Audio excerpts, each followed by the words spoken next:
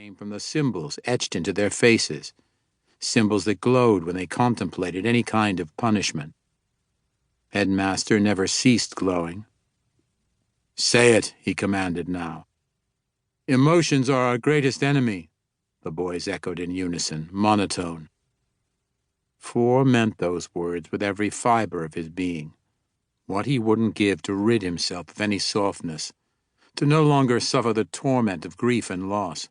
Perhaps then he might finally forget his 10th birthday, the day invaders murdered his mother and carted him to the order. Here, orphan children of myth and legend learned to assassinate kings and gods.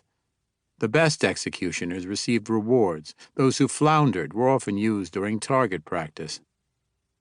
"Today you will prove you mean what you say," Headmaster continued his unhurried back-and-forth stride, drawing out the suspense, testing his students, always testing.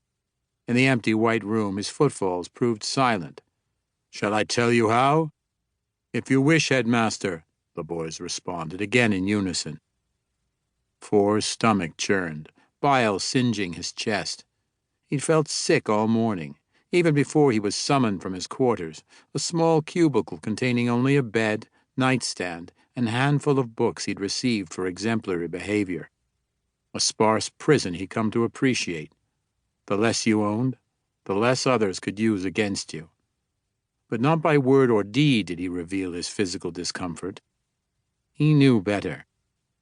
What would Headmaster force the students to endure today, or worse, to do?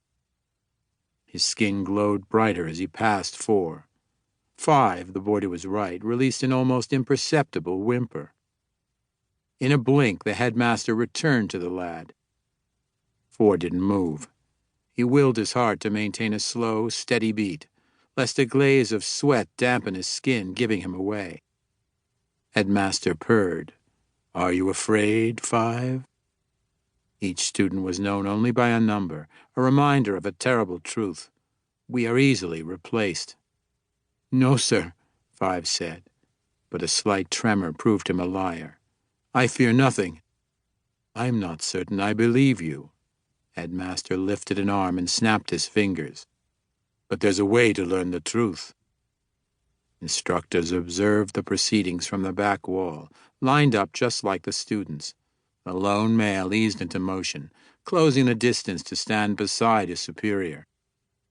Dread gave the sterile air a sharp bite. "Whip him," Headmaster ordered. "He's to receive 20 lashes. If he makes a noise, cut out his tongue. If he sheds a tear, blind him." No one in the room revealed an outward reaction as the instructor padded behind 5. But inside, 4 waged a fierce war. He liked the boy and protected him whenever possible. Of the 10 students in their group, 5 was the kindest. Unlike the others, he shared his rewards, no matter what they happened to be. Food, soft blankets, special weapons. But 5 was also the weakest among them, and he was about to suffer untold agonies. Could he maintain his silence until the end of the whipping? Could anyone? As the instructor unhooked a barbed rope from the belt of his robe, 4 fought the urge to safeguard his friend. He knew better. He'd made this mistake once before with another student. The moment he had intervened, he'd made everything worse. At least 5 wasn't being given an animal to raise and later kill. The first strike landed with a whoosh. Relief sparked as silence stretched. The second and third strikes fell. 5 did well, his face remaining a blank mask. Headmaster leaned down, putting himself at eye level with his victim. "With every lash, you are being rid of your secret shame. Thank me for this opportunity." "Thank you, Headmaster."